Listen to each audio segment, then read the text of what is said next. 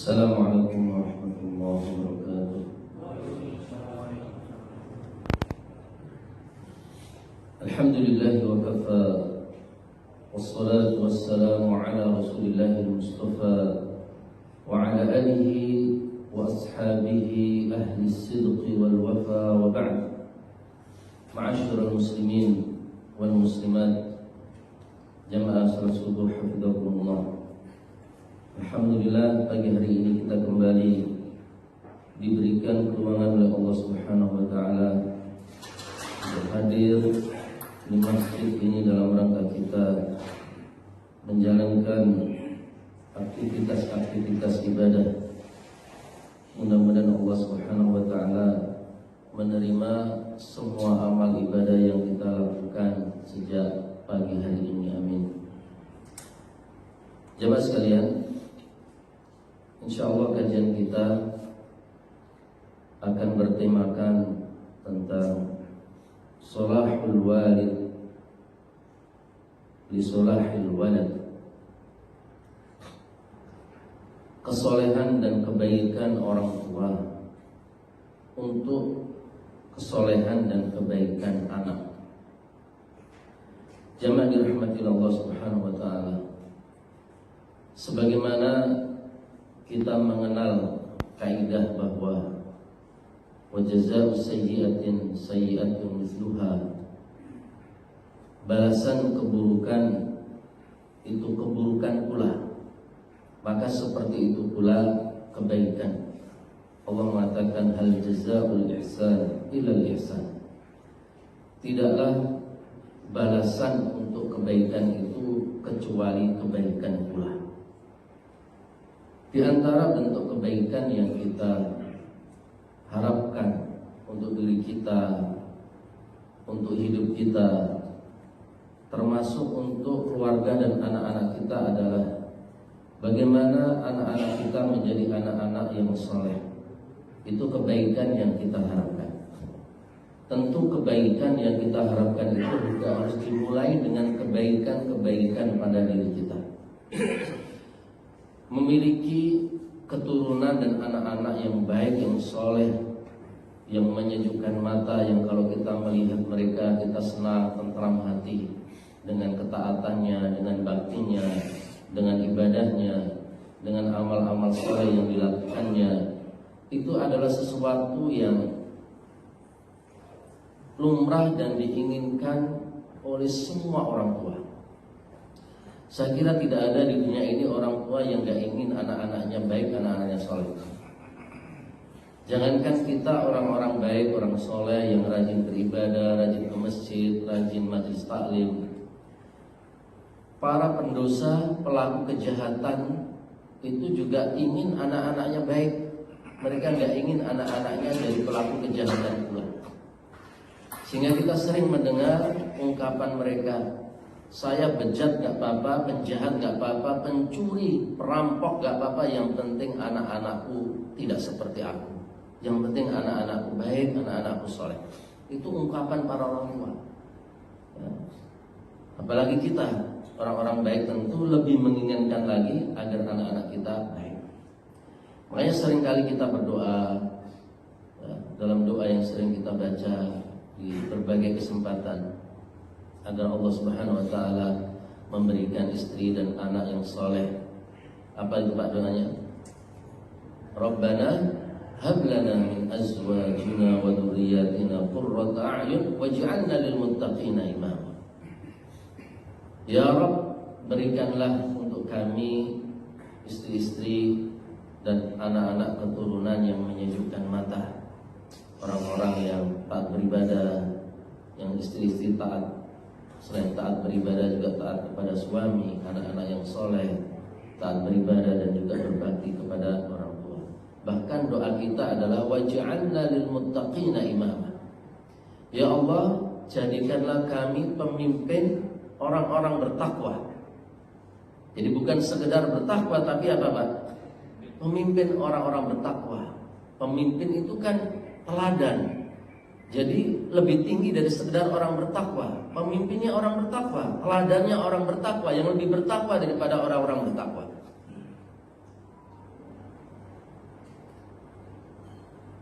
Dan ulama ketika menafsirkan waj'alna lil muttaqina imama, jadikanlah kami orang-orang atau pemimpin orang-orang bertakwa, maksudnya pemimpin di dalam agama, dalam kesolehan, dalam ilmu. Jadi jadikanlah kami ya Allah pemimpin dalam ilmu, dalam ibadah, dalam ketaatan, dalam beragama secara menyeluruh atas orang-orang yang bertakwa. Juga dikarenakan ketika anak-anak yang kita didik itu soleh, anak-anak yang kita didik itu taat beribadah, selalu beramal soleh, itu tentu selalu mengalirkan pahala untuk orang tua. Nah, ini yang juga membuat kita selalu ingin agar anak-anak kita itu soleh, anak-anak kita itu baik, agar mereka bisa menyambung nafas orang tua. Orang tua dan manusia pada umumnya usianya terbatas. Usia untuk beramal juga terbatas. Kalau sudah wafat kan sudah terputus amalannya, kecuali melalui jalur-jalur yang memang Rasulullah SAW atau Islam tuntunkan untuk menjadi saluran amal. Tapi pada umumnya orang kalau sudah wafat tidak bisa beramal dan pahalanya terputus. Nah, itu bisa berlanjut dan bersambung ketika anak-anak kita soleh, anak-anak kita mendoakan kita. Maka dalam hadis Rasulullah mengatakan, idza mata al-insanu inqata'a 'amaluhu illa min thalath. Manusia kalau sudah wafat, sudah mati, terputus saluran amal pahala kecuali melalui 3 saluran. Yang pertama sedekah jariyah, bersedekah untuk masjid, bersedekah untuk madrasah, bersedekah untuk kepentingan umum, ya. Kemudian au ilmin yuntafa'u bihi, atau ilmu yang bermanfaat. Kita ngajarin orang itu mengikuti ajaran kita, maka kita dapat pahala mengajar dan dapat pahala orang yang melakukan kebaikan yang kita ajarkan. Setiap orang itu mengulang lagi kebaikan yang kita ajarkan, kita dapat pahala lagi. Dan dia ketika punya anak, punya keturunan atau punya murid banyak, diajarin semuanya kebaikan, maka pahala dari anak-anaknya, murid-muridnya mengalir kepada guru yang mengajarkan ilmu kepadanya. Awaladin sholihin yad'ulah, dan yang ketiga adalah atau saluran dari anak soleh yang selalu mendoakan orang tuanya. Nah, ini anak yang soleh itu bisa menyambung nafas orang tuanya bisa wafat, ya, karena semua manusia pasti wafat. Tapi saluran pahala, saluran kebaikan bisa terus mengalir karena doa-doa anaknya. Atau ketika anaknya bersedekah untuk orang tuanya, itu nyampe kepada orang tuanya. Itu anak yang soleh. Tapi kalau anak gak soleh, boro-boro bersedekah, Pak. Begitu wafat mungkin sedih, nangis-nangis, Pak, sampai kuburan mungkin pingsan. Sehari 2 hari, Pak, lupa kepada orang tuanya. Gak berpikir untuk sedekah atas nama orang tuanya, yang ada apa? Berebut warisan kalau tidak soleh. Maka itulah pentingnya anak-anak soleh. Sebenarnya ceritain seorang masyayikh di Arab Saudi. Dia punya 2 kawan sama-sama wafat. Dia takziah ke orang pertama, kawannya itu. Ketika beliau takziah, beliau melihat anaknya itu terpukul banget atas wafatnya bapaknya. Artinya dia cinta, sayang, dan sangat kehilangan orang tua. Bahkan ketika dia mau bopong bapaknya untuk ditaruh di liang lahat, dia turun ke area kuburan itu untuk menerima bapaknya agar ditaruh di liang lahat. Itu gak kuasa, pingsan, Pak, karena saking terpukulnya. Pingsan di liang lahat itu. Jadi tadinya dia mau bopong bapaknya, malah dia yang dibopong keluar dari liang lahat. Itu artinya dia cinta kepada orang tuanya, sangat kehilangan. Tapi Pak, selang beberapa hari, kata Syekh ini, dia melihat anak itu, Pak, tertawa terpingkal-pingkal atas sesuatu yang gak layak untuk ditertawakan. Jadi sudah apa, Pak? Sudah lupa pada orang tuanya. Orang yang kedua, kata Syekh itu, beliau takziah. Jadi yang wafat yang kedua beliau takziah juga.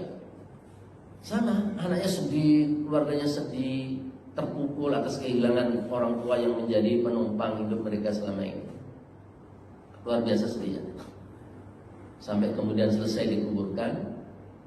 Tidak lama, selang hanya beberapa hari, Syekh bawa proposal untuk amal sosial, proyek amal sosial, ya, ditawarkan kepada anaknya dengan tujuan biar anaknya bisa sedekah selama orang tuanya. Karena sedekah atas nama orang tua itu kan menurut semua ulama sepakat sampai pahalanya.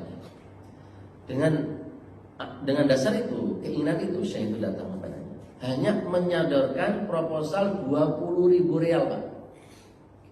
Sementara orang tuanya meninggalkan warisan itu ratusan juta rial. Katakanlah 500 juta, Pak. Kalau dirupiahkan itu berapa? 500 juta kali sekarang 4.200-an. Berapa itu? Proyek amal sosial yang diajukan cuma 20.000, nggak ada apa-apanya dibandingkan apa? Warisan yang begitu banyak. Tapi apa sikap anaknya, Pak?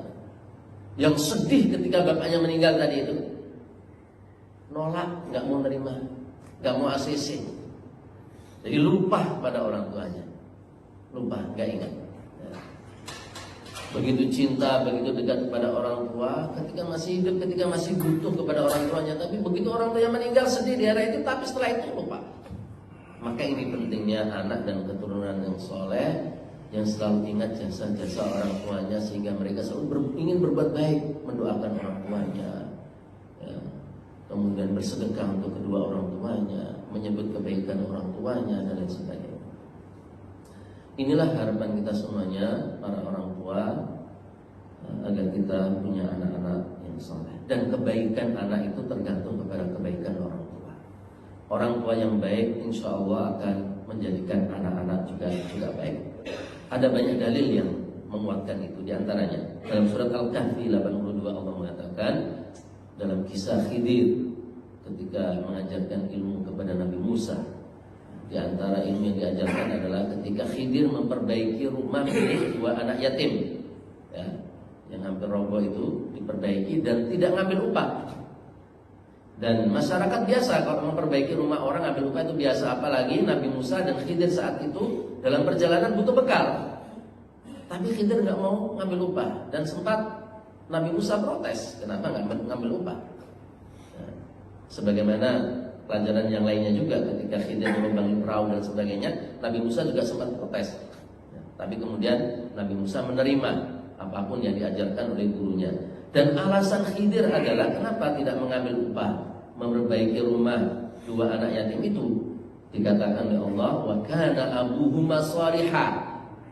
Jadi orang tua dari kedua anak yatim itu dulunya soleh. Jadi karena orang tuanya soleh, maka masyarakat memperlakukan anak-anaknya soleh, anak-anaknya baik. Sehingga kebaikan orang tua berdampak pada kebaikan anak. Di masyarakat saja kita, Pak, ya. Kalau melihat ada anak mungkin melanggar, mungkin bersalah, itu ketika kita mau hukum dia, ingat orang tuanya baik, bermanfaat untuk masyarakat, selalu membantu orang, selalu bersama masyarakat, gotong royong. Enggak tega kita menghukum dia, jangan-jangan. Orang tuanya baik itu, orang yang dulu selalu bersama kita, bareng-bareng dan sebagainya. Jadi kebaikan orang tuanya diingat masyarakat, sehingga anak-anaknya diperlakukan baik. Maka kebaikan orang tua itu juga akan berdampak kepada kebaikan anak pula. Imam Al-Qurtubi ketika membahas ayat ini itu mengatakan bahwa Allah Subhanahu wa taala ihfadus salih fi nafsil walid fi nafsihi wa fi waladihi wa in ba'du anhu. Wa qad ruwiya anna Allah ta'ala yahfadus salih fi sab'atin min dzurriyyatihi, kata Imam Al-Qurtubi. Jadi Allah itu ketika ada orang melakukan kebaikan amal soleh, itu Allah akan menjaga kesolehan itu pada dirinya dan pada keturunannya. meskipun keturunan yang jauh sekalipun. Dan beliau mengatakan, diriwayatkan bahwa Allah itu menjaga kesolehan seseorang itu sampai pada keturunan ketujuh. Dan ulama tafsir mengatakan bahwa yang dimaksud dengan wa kana abuhuma shalihah, orang tua dari kedua anak itu soleh, itu bukan orang tua langsung, Pak, tapi nenek moyangnya yang terus ke atas sampai yang ketujuh, jadi naik tingkat 7. Jadi dia itu keturunan keberapa berarti? Ketujuh. Jadi kesolehan nenek moyangnya dulu itu mengalir terus kebaikannya sampai ke keturunan yang ketujuh. Jadi kedua anak yatim itu keturunan yang ketujuh dari orang soleh. Jika kebaikan orang tua bisa menyeret kebaikan anak yang keturunan ketujuh, apalagi anak langsung. Dalil yang kedua, surat At-Tur ayat 21. Walladzina amanu wattaba'athum dzurriyyatuhum biiman alhaqna bihim dzurriyyatahum wa ma alatnahum min 'amalihim min syai'. Dan orang-orang yang beriman dan diikuti oleh keturunan mereka dalam keimanan, maka akan kami pertemukan mereka dengan keturunan mereka.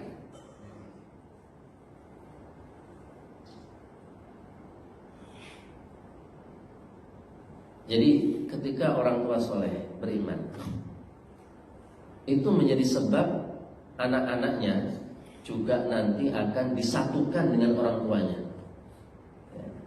Ibnu Abbas ketika membahas ayat ini mengatakan, anak-anak keturunan nanti itu bisa dikumpulkan dengan orang tuanya dalam derajat surga yang sama. Jadi terseret oleh kebaikan orang tuanya. Meskipun sama-sama masuk surga dan derajatnya beda, anaknya lebih rendah daripada orang tuanya, orang tua bisa mengambil anaknya. Bahkan Imam As-Sa'di dalam tafsirnya ketika menafsirkan ayat ini mengatakan, yang dimaksud dengan orang-orang beriman dan mengikuti dan diikuti oleh keturunan mereka dalam keimanan, itu bisa jadi anak-anaknya ngikuti iman karena orang tuanya yang beriman. Jadi anak-anaknya itu disatukan dengan orang tuanya di akhirat nanti di dalam surga, bukan semata-mata karena iman anaknya itu. Bisa jadi anaknya mungkin imannya tidak iman-iman amat, tidak sempurna, tapi orang tuanya imannya sempurna. Maka iman anaknya yang kurang itu bisa disempurnakan dengan keimanan orang tuanya. Jadi anak bisa masuk ke dalam surga dengan derajat tinggi, bukan tidak harus dengan imannya dia sendiri, bisa jadi karena imannya orang tuanya. Maka kata beliau, apalagi anaknya beriman juga. Sudah orang tuanya beriman, anaknya beriman juga, maka lebih mudah untuk disatukan dalam derajat yang sama di dalam surga.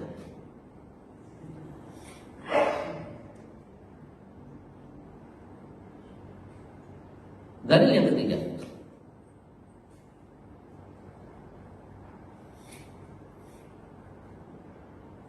dalil yang ketiga adalah kaidah yang kita baca dalam muqaddimah tadi itu, bahwa hal jazaa'ul ihsan ila ihsan.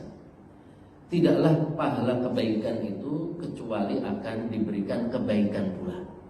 Ketika orang tua soleh, maka Allah akan berikan kebaikan kesolehan pula pada anak-anaknya.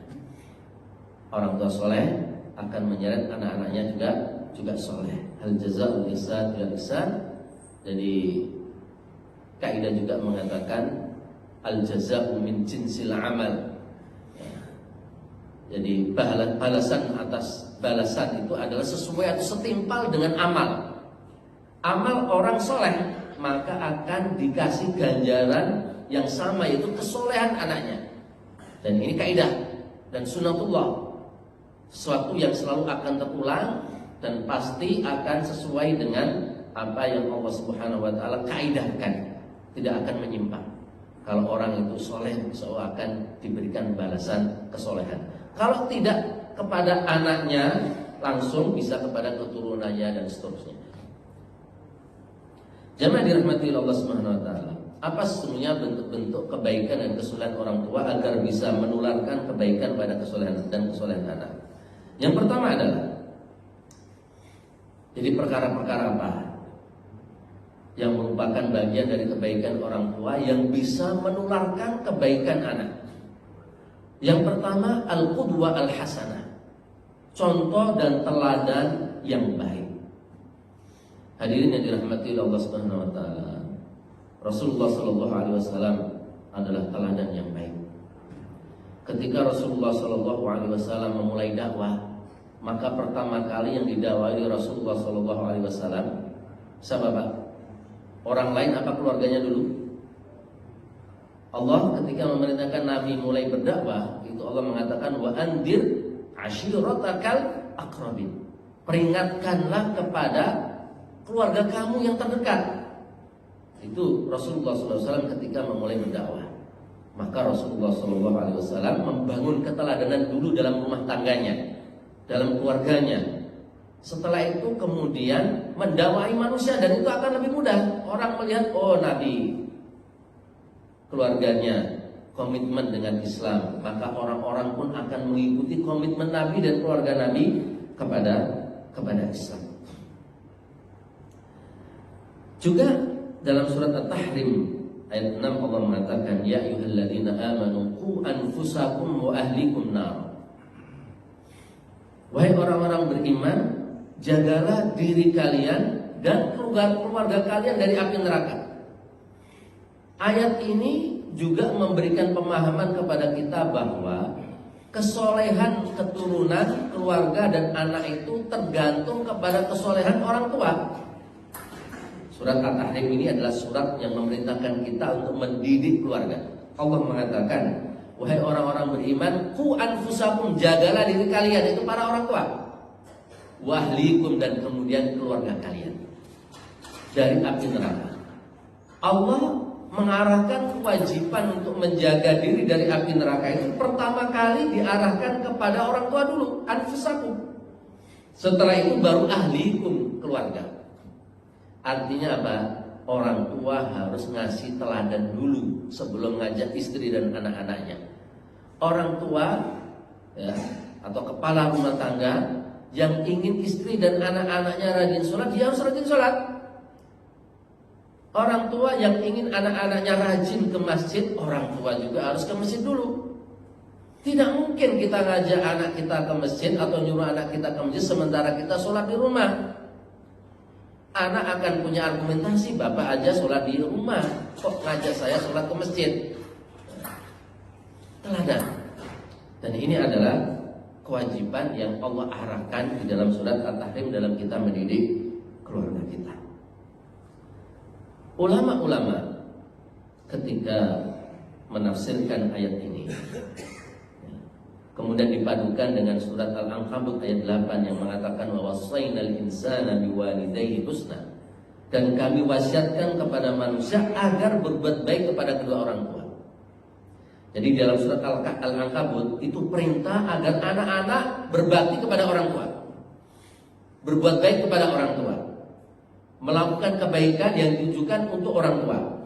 Tapi surat At-Tahrim ayat 6 itu perintah agar orang tua mendidik anak, orang tua berbuat baik kepada anak. Jadi kebalikan.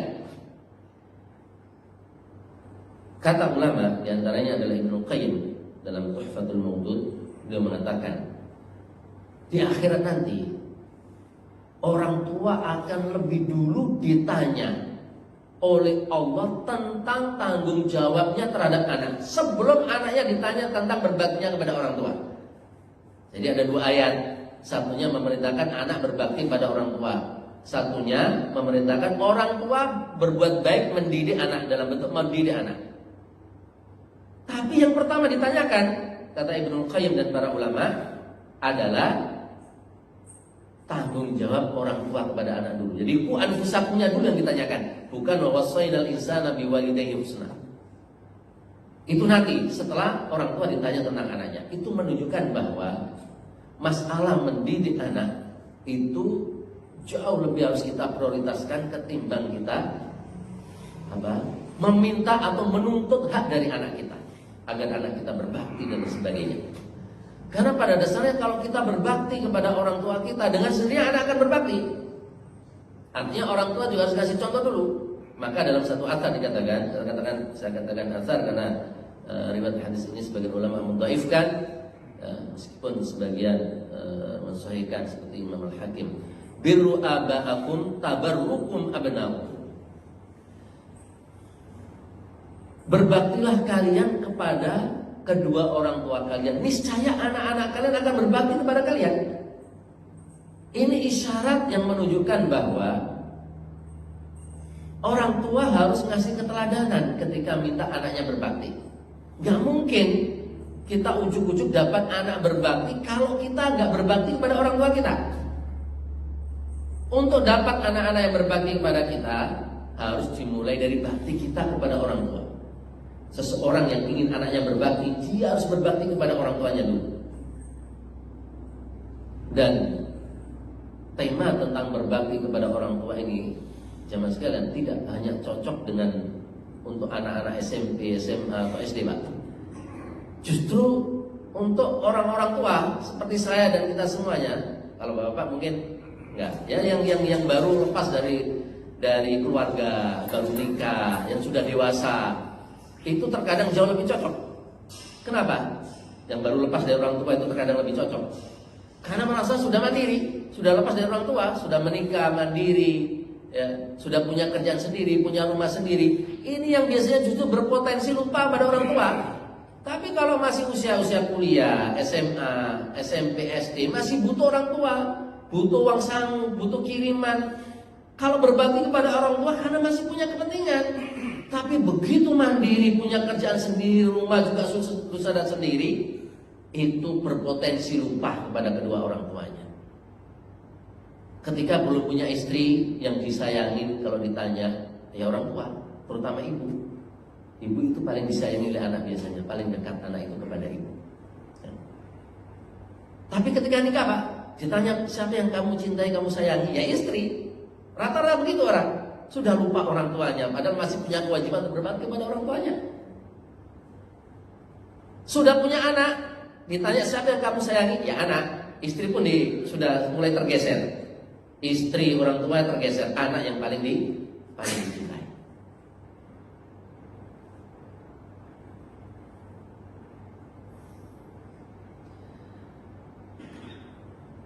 Maka jamaah dirahmati Allah Subhanahu wa taala, yang pertama ditanya oleh Allah Subhanahu wa taala adalah tanggung jawab kita kepada anak-anak kita, bukan baktinya anak kita kepada kita. Juga ini dikuatkan dengan hadis riwayat Imam Bukhari ketika Rasul mengatakan kullu mauludin yuladu 'alal fitrah fa abawahu yuhawwidanihi aw yunassiranihi aw yumajjisanihi. Ayat ini juga oleh ulama yang fokus dalam dunia tarbiyah, pendidikan, itu dijadikan dasar bahwa orang tua itu tetap pertama kali akan ditanya tentang anaknya. Meskipun orang tua sudah nitipin anaknya ke pesantren sekalipun, sudah nyekolahin anaknya ke sekolah Islam, tetap nanti di akhirat yang ditanya orang tua, bukan gurunya. Kenapa? Karena hadis mengatakan fa'abawahu, maka kedua orang tuanya lah yang menjadi sebab anaknya Yahudi yuhawidani, jika anaknya menjadi Yahudi ketika besar, au yunasironihi, atau ketika anaknya menjadi Nasrani ketika besar, au yumajjisani, atau menjadikan anaknya beragama Majusi ketika besar. Dinisbahkan kepada orang tua. Jadi yuhawidanihi, pakai sigat musanna, dua. Itu kedua orang tuanya, dinisbahkan kepada kedua orang tuanya. Anaknya itu ketika terkontaminasi dengan lingkungan, lalu besarnya menyimpang dari fitrah, menyimpang dari tauhid, menyimpang dari Islam, itu gara-gara orang tuanya. Pertama kali yang ditanya orang tuanya. Meskipun punya guru di sekolah, meskipun punya pembimbing dan musyrik di pesantren, tetap yang pertama kali ditanya dan mempertanggungjawabkan adalah orang tuanya.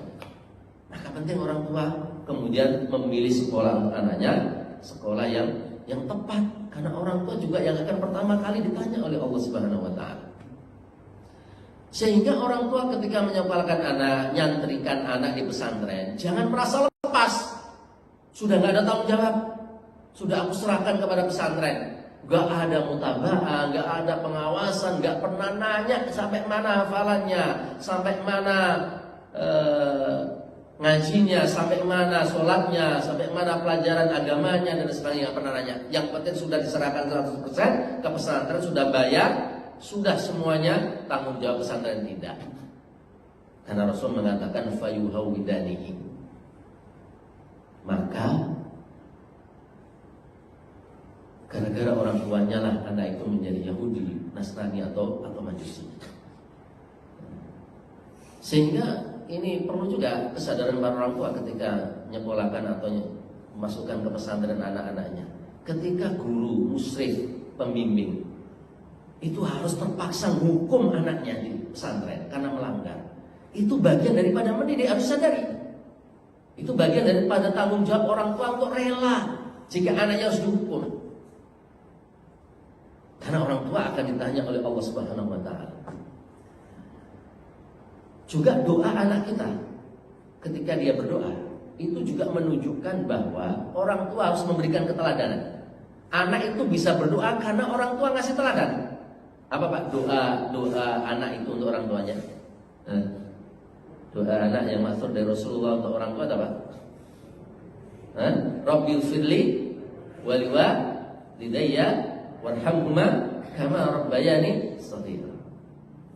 Ya Rabb, ampunilah aku, waliwalidayya dan kedua orang tuaku, warhamhuma dan rahmatilah kedua orang tuaku.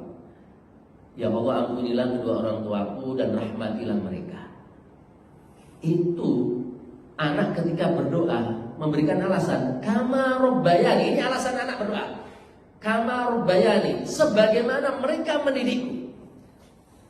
Jadi gara-gara mereka mendidikku, maka ya Allah aku berdoa, ampunilah kedua orang tuaku dan rahmatilah kedua orang tuaku, sayangilah kedua orang tuaku. Jadi anak sendiri ngaku, aku ya Allah doain orang tuaku itu seolah-olah begitu, agar engkau ampuni, engkau rahmati, engkau sayangi karena mereka mendidikku. Berarti kalau orang tua nggak didik anak, nggak ngasih keteladan kepada anak, nggak berhak didoain oleh anak. Itu dari doa anak, kita paham. Ampunilah kedua orang tuaku, sayangilah mereka sebagaimana mereka mendidikku di waktu kecil. Berarti kalau mereka nggak mendidik di waktu kecil, nggak didoain oleh anak. Itu memberikan pemahaman pada kita bahwa orang tua harus memberikan keteladanan. Orang tua yang baik akan berdampak pada kebaikan anak. Ini juga yang difahami oleh Ibnu Mas'ud. Ibnu Mas'ud suatu ketika sholat, lalu dia teringat harapan agar anak-anaknya rajin sholat. Ibnu Mas'ud mengatakan, Inni la usolli fa'adhkur waladi fa'azidu fi sholati. Aku sedang sholat, tiba-tiba aku ingat harapanku agar anak-anakku rajin sholat, agar anak-anakku soleh.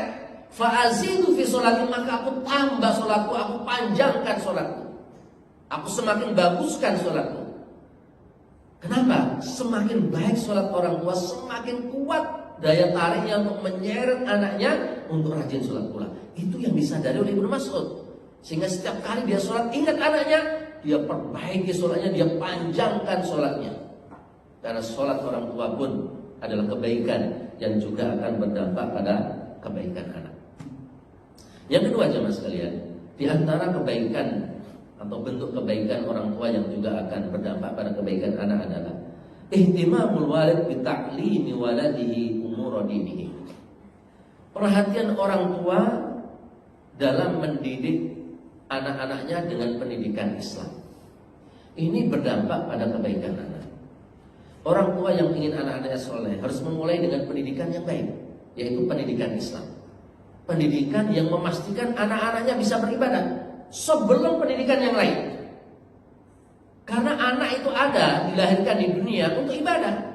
Allah tidak mengadakan manusia kecuali untuk ibadah. Maka ini pertama esensi orang yang diadakan oleh Allah yang harus menjadi prioritas di dalam mendidik anak.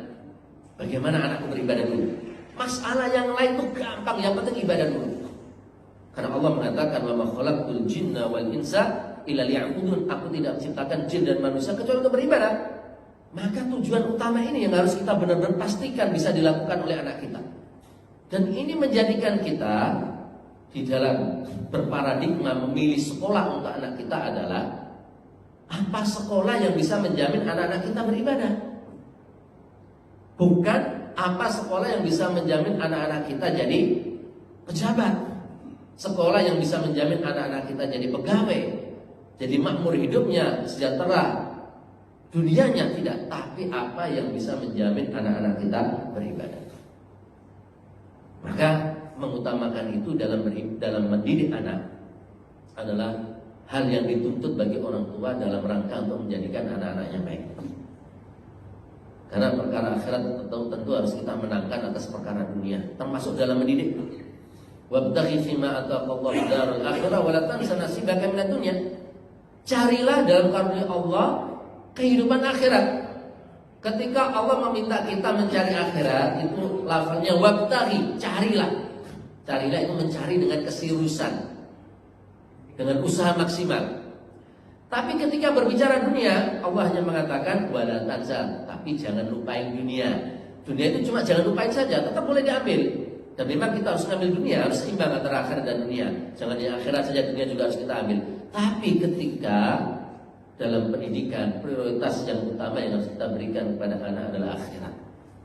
Ketika akhirat, Allah mengatakan wabtaghi, carilah. Tapi ketika dunia, Allah hanya mengatakan jangan lupakan. Makanya jemaah sekalian, ilmu pertama, pelajaran pertama yang Rasulullah SAW perintahkan untuk kita lakukan ya, terhadap anak-anak itu adalah perintah agar sholat. Rasulullah mengatakan muru auladakum bis sholat. Perintahkanlah anak-anak kalian untuk sholat wahum abna'u sab'in, saat mereka umur 7 tahun. Ini pertama kali kurikulum yang Rasulullah sampaikan di dalam mendidik anak. Ajarkan mereka sholat ketika umur 7 tahun. Tidak ada Nabi memerintahkan ajarkan anak kalian berhitung, ajarkan anak kalian menghafal rumus matematika, fisika, biologi, enggak. Tapi apa? Muru auladakum bis sholat, ajarkan sholat. Kalau umur 7 tahun sholat, Pak. Sholat syarat sahnya apa, Pak? Sholat syarat sahnya sholat apa? Sholat bisa sah kalau kita dahului dengan apa? Tahu toharo kan? Ya, toharo. Kalau 7 tahun diajari sholat, berarti logikanya sebelum 7 tahun harus sudah ada pelajaran apa? Toharo. 6 tahun itu usia TK. Berarti sejak TK anak kita sudah mulai dijejali pendidikan agama. Itu ajaran Rasulullah SAW di dalam mendidik. Maka itulah yang harus menjadi kurikulum manusia di dalam mendidik anak-anak. Terutama Al-Quran yang pendidikan pertama ya, selain sholat adalah Al-Quran. Anak diajari baca Al-Quran dari sejak dini. Dan itu ajaran Rasulullah, ajaran Allah dan ajaran Rasulullah SAW di dalam membuat kurikulum pendidikan. Maka sekolah-sekolah yang benar adalah sekolah-sekolah yang sudah mendidik anak-anak dari sejak level paling kecil pelajaran Quran, cara baca Quran. Karena itulah kurikulum yang Allah ajarkan kepada Nabi Muhammad ketika mendidik masyarakat Arab. Allah mengatakan dalam surat Al-Jum'ah, apa ayatnya itu yang sering dibaca? Huwallazi ba'atha fil ummiyina rasulan minhum yatlu 'alaihim ayatihi wa yuzakkihim wa yu'allimuhumul kitaba wal hikmah wa in kanu min qablu lafi dhalalin mubin. Ini ayat yang menjelaskan kepada kita kurikulum pendidikan. Bagaimana Rasulullah SAW merubah masyarakat Arab yang jahiliyah itu menjadi yang berperadaban Islam hanya dalam 23 tahun. Hampir tidak ada yang lebih jahiliyah daripada jahiliyahnya orang Arab zaman itu. Jadi rahasia kata ulama tarikh. Kenapa Allah mengutus Nabi itu di kalangan orang-orang Arab? Karena kejahilan yang luar biasa di Arab saat itu. Wa'dul banat, mengubur hidup-hidup bayi perempuan, perang di antara kabilah, gampang disulut perang orang-orang Arab itu. zaman itu. Minuman khamr, minuman selera mereka, judi, zina dan lain sebagainya. Menyembah berhala, batu disembah. Kejahilian yang luar biasa bisa dibersihkan oleh Rasulullah dalam 23 tahun. Manhajnya apa? Metodologinya apa? Kurikulumnya apa? Adalah yatlu alaihim ayati, bacain Quran. Jadi kurikulum pertanyaan bacain Quran, ngajarin Quran. Bacain Quran, diajarin baca Quran. Dijelaskan makna Quran. Saking seringnya Rasulullah mengulang-ulang bacaan Quran dan ngajarin Al-Quran kepada para sahabat, sampai Ibnu Mas'ud mengatakan, akhadtu min lisani Rasulillah sallallahu alaihi wasallam 70 surah. Aku itu hafal sendiri dari Rasulullah 70 surat. Jadi dengerin Rasulullah hafal 70 surat. Kalau dengerin hafal Al-Fatihah wajar Pak. Nah, tapi dengerin sampai hafal 70 surat, terus saking seringnya Rasulullah bacain surat. Dan juga saking kuatnya hafalan para sahabat. 70 surat Pak, itu surat-surat pendek apa panjang Pak? Hah? Hah? Pendek kan cuma juz amma, yang lain panjang-panjang. 70 surat. Ibnu Mas'ud 70 surat hafal dari hanya mendengarkan dari Rasulullah SAW. Itu saking seringnya Rasulullah baca Al-Quran. Sama seperti anak-anak TK Pak. Al-Quran itu dihafal, meskipun terkadang suruh baca belum bisa, tapi sudah hafal dulu, sudah bisa baca dulu. Melafalkannya sudah bisa, tapi kalau suruh baca dari ayat dari Quran mungkin belum bisa. Karena apa? Gurunya sering mengulang-ulang bacaan Al-Fatihah sampai anak-anak sudah hafal, sudah bisa melafalkan sebelum bisa baca Quran sekalipun. Sama seperti itu. Maka penting pendidikan Al-Quran ini. Ibnu Khaldun itu dalam muqaddimahnya, dalam muqaddimah kitabnya, muqaddimah Ibnu Khaldun, itu bercerita di zaman-zaman keemasan Islam itu, seperti di zaman Andalusia dulu. Kurikulum pendidikan itu enggak ada yang lain kecuali Quran. Kalau untuk anak-anak itu Quran saja udah enggak ada yang lain. Sekarang Pak, anak-anak baru kelas 1, kelas 2, kelas 3 SD sudah ilmu macam-macam diajarkan. Sampai puyeng kadang-kadang anak-anak. Kalau zaman dulu enggak Pak. Quran, ya, ditambah sedikit masalah agama. Baru nanti kalau sudah dewasa itu baru dijali ilmu-ilmu tentang alam dan lain sebagainya.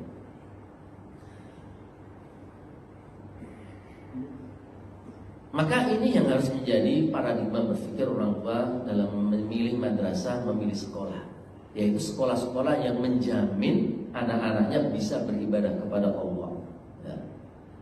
Dan cara Nabi Ibrahim mendidik Ismail ini harus jadi contoh.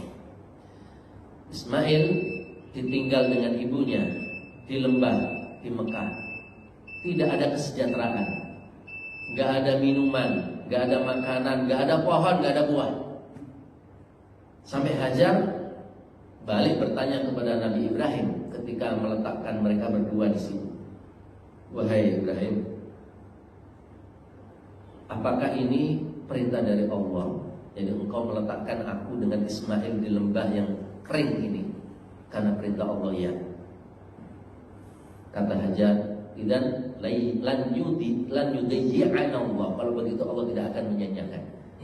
Jadi karena itu sudah perintah Allah, maka percaya tentang masa depan, gak mungkin mati insya Allah. Meskipun tidak ada makanan, tidak ada minuman, tidak ada pohon.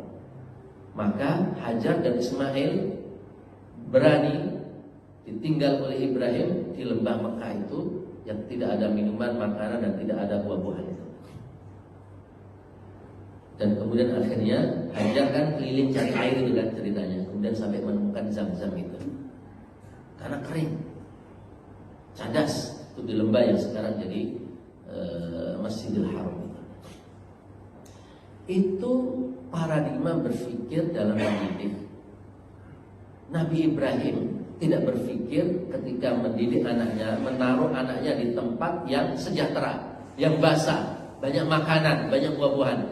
Tapi alasan Nabi Ibrahim menaruh anaknya di lembah itu karena dekat Masjidil Haram.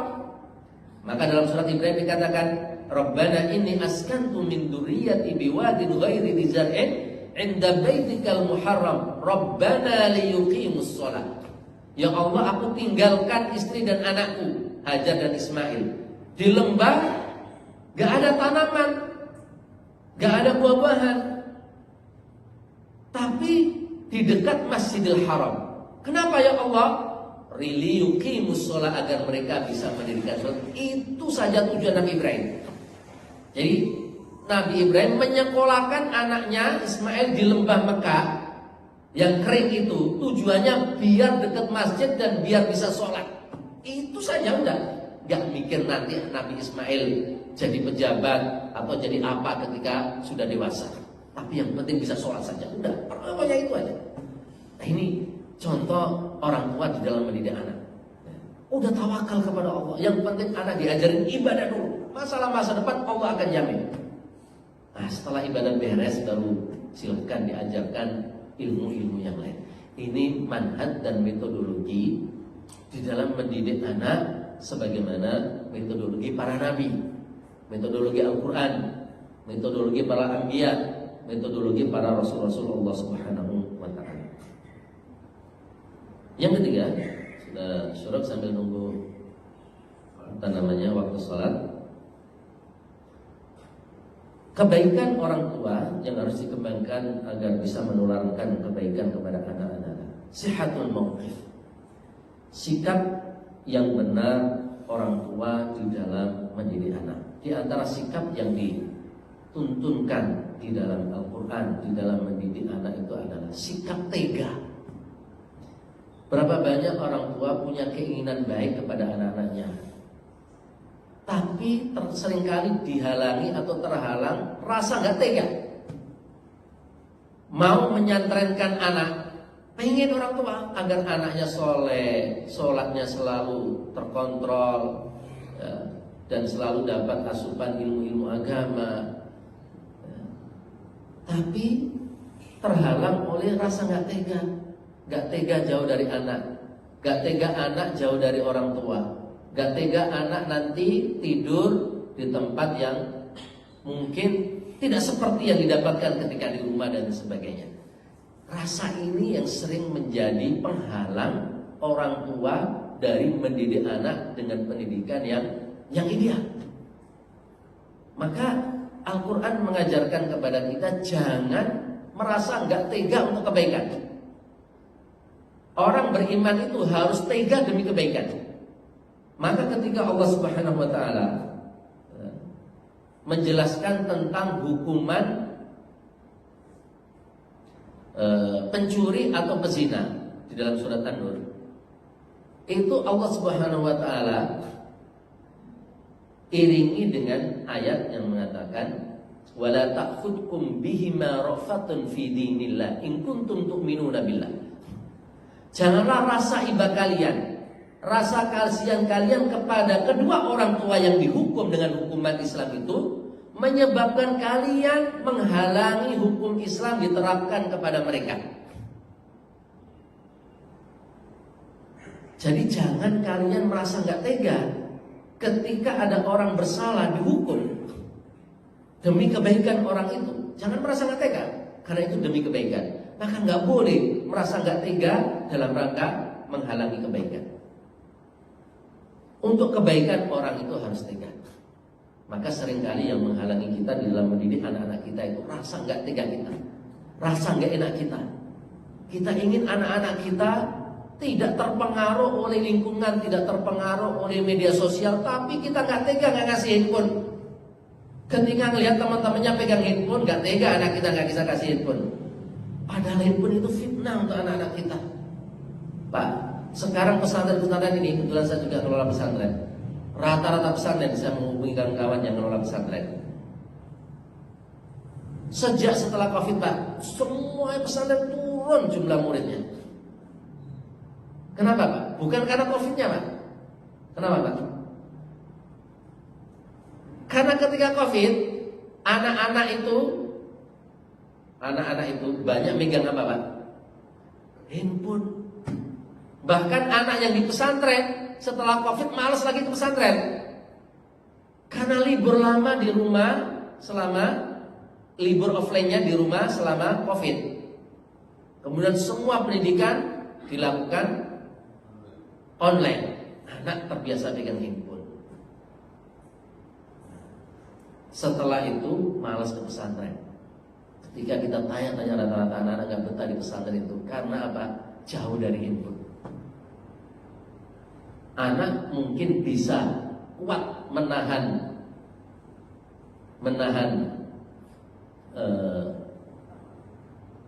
lezatnya menu makanan ibunya, sehingga harus makan apa ada di pesantren, tapi nggak bisa nahan rindu kepada handphone. Ini luar biasa, luar biasa. Handphone itu benar-benar penyakit untuk anak kita. Tapi terkadang kita nggak tega, Pak. Anak kita nggak kita pegangin handphone. Ngelihat teman-temannya pakai ini, rasa nggak tega ini seringkali menghalangi kita untuk bisa memberikan pendidikan anak-anak kita dengan pendidikan yang ideal. Dan Islam dalam Al-Quran jelas menegaskan nggak boleh kita nggak tega dalam kebaikan, harus tega dalam kebaikan itu, termasuk di dalam mendidik anak-anak kita. Maka jangan sampai juga ketika anak kita dihukum oleh gurunya, dihukum oleh musyrifnya di pesantren, kita malah belain anak kita. Berapa banyak guru Pak di sekolah dibully gara-gara menghukum anak-anak, atau bahkan di penjara gara-gara apa? Menghukum anak. Belum lama ini ada guru atau kepala sekolah yang dipecat atau dimutasi gara-gara apa? Menghukum murid. Padahal mereka nggak mungkin menghukum anak-anak, siswa, santri, kalau bukan karena untuk kebaikan. Manusia, anak itu ketika dididik memang membutuhkan hukuman. Maka sebuah syair itu mengatakan, faqasal yazdadiru. Guru, orang tua, siapapun yang mendidik harus sekali-kali keras. Harus sekali-kali keras. Falyaksu ahyanan ala man yarhami. Orang yang sayang itu hendaklah harus sekali-kali keras. Kalau sayang, kalau benar-benar sayang, harus sekali-kali keras. Keras ketika yang dididik itu melanggar. Keras ketika anak itu melanggar. Harus keras. Kalau melanggar dibiarin atas nama sayang, lembut, maka dia tidak akan cerah. Dia akan mengulangi hal yang sama karena dianggap benar, tidak ada yang menyalahkan. Maka hari ini dirahmati oleh Allah Subhanahu wa taala, sihatul mauqif, sikap yang benar itu juga diperlukan sebagai bagian daripada pendidikan kepada anak, sehingga kebaikan orang tua akan berdampak kepada kebaikan anak pula. Dan masih ada beberapa poin sebenarnya kebaikan-kebaikan orang tua yang bisa berdampak pada kebaikan anak kaitannya dengan pendidikan. Ini saja jemaah dirahmati Allah Subhanahu wa taala, tema kita tentang sholahul walid li sholahil walad, kebaikan orang tua berdampak kepada kebaikan anak, mudah-mudahan bermanfaat. Aku boleh ada silakan kalau mau atau ada hal yang ingin ditanyakan.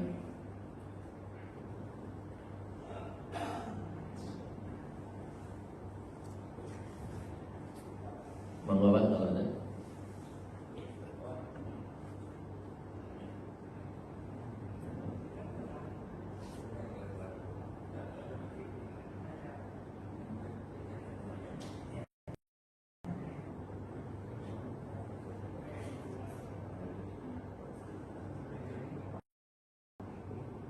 Baik, kalau tidak ada kita tutup dengan kafaratul majlis. Subhanallah wa bihamdika asyhadu an la ilaha illa anta astaghfiruka wa atubu ilaik. Assalamualaikum warahmatullahi wabarakatuh.